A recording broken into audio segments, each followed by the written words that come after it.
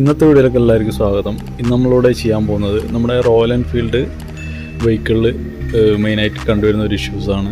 ഇതുപോലെ petrol leakage ഉണ്ടാവുക എന്നുള്ളൊരു കാര്യം, ടാങ്കിൻ്റെ ഡാമേജ്, അതുകൂടാതെ തന്നെ ഇവിടെ പെട്രോൾ കൺട്രോൾ ചെയ്യുന്ന വാൽവ്സ് വരുന്നുണ്ട്.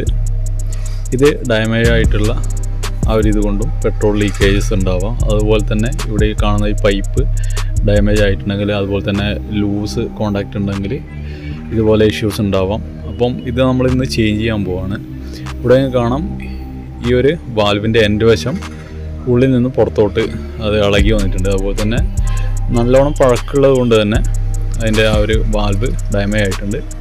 അപ്പോൾ നമ്മൾ ഇതുപോലെയുള്ള ആ ഒരു എക്സ്ട്രാ വരുന്ന പൈപ്പ് നമ്മൾ റിമൂവ് ചെയ്യുക. അതുപോലെ തന്നെ പെട്ടെന്ന് പെട്രോൾ നമുക്ക് പുറത്തോട്ട് വെച്ചിട്ട് ഈ ഒരു രീതിയിൽ വെച്ച് കഴിഞ്ഞാൽ പെട്രോൾ പൂർണ്ണമായിട്ടും അതുപോലെ തന്നെ ഈസി ആയിട്ട് ഇതിൻ്റെ ഉള്ളിലോട്ട് നമുക്കൊരു കുപ്പി കയറ്റി വെക്കാൻ വേണ്ടി പറ്റില്ല. അതുപോലെ തന്നെ ഈ ഒരു വയേഴ്സ് കുറച്ചും കൂടി നീളമുള്ള ടൈപ്പാണെങ്കിൽ അത് നിങ്ങൾക്ക് യൂസ് ചെയ്യാം.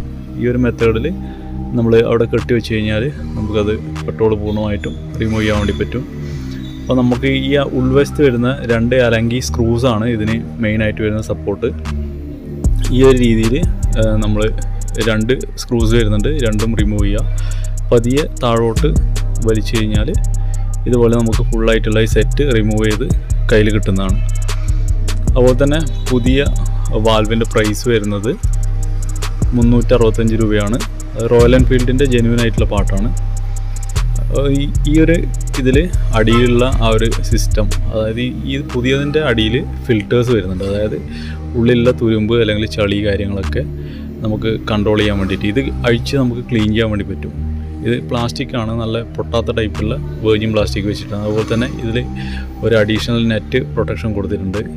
അത് നമുക്ക് ഇത് അഴിച്ച് ക്ലീൻ ചെയ്ത് ഒരു മന്തിലൊക്കെ ക്ലീൻ ചെയ്ത് കഴിഞ്ഞാൽ നമുക്ക് വണ്ടിക്ക് ഉണ്ടാവുന്ന മിസ്സിങ് അതുപോലെ തന്നെ ബാക്കിയുള്ള കാര്യങ്ങളൊക്കെ മാറ്റാൻ വേണ്ടിയിട്ട് സഹായിക്കുന്നതാണ്.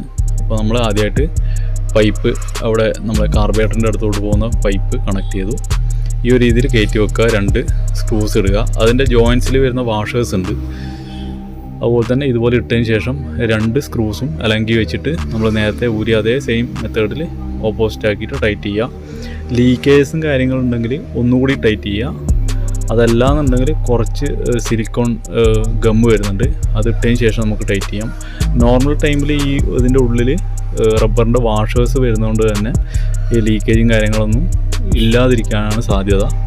അപ്പോൾ ഇതുപോലെ നമ്മൾ 2 വശങ്ങളിൽ വരുന്ന ആ അല്ലെങ്കിൽ സ്ക്രൂസ് ടൈറ്റ് ചെയ്യാം. അപ്പോൾ നമ്മളെ പെട്രോൾ പൂർണ്ണമായിട്ടും നമ്മൾ ഒഴിവാക്കിയിട്ടാണ് ഇത് ചെയ്യുന്നത്. അപ്പോൾ നമ്മൾ പുതിയ പെട്രോൾ നമ്മൾ ഫില്ല് ചെയ്യുക. അപ്പോൾ അടുത്തതായിട്ട് ഈ പോർഷനിൽ ഞാൻ ഇവിടെ കാണുന്ന ഈ പോർഷൻ ഗ്യാപ്പിൽ ലീക്കേജും കാര്യങ്ങളൊന്നും ഇല്ലയെന്ന് ഉറപ്പുവരുത്തിയതിന് ശേഷം നമുക്കിത് പൈപ്പ് കണക്ട് ചെയ്തിട്ട് യൂസ് ചെയ്യാൻ പറ്റുന്നതാണ്. പുതിയ വ്യൂവേഴ്സ് ആണെങ്കിൽ സബ്സ്ക്രൈബ് ചെയ്യുക. അതുപോലെ നിങ്ങളെ വാല്യുബിൾ ആയിട്ടുള്ള സജഷൻസ്, കമൻറ്റ്സ് എല്ലാ കാര്യങ്ങളും താഴെ കമൻറ്റ് ബോക്സിൽ അറിയിക്കുക. അടുത്ത വീഡിയോയിൽ കാണാം. Thank you so much. By.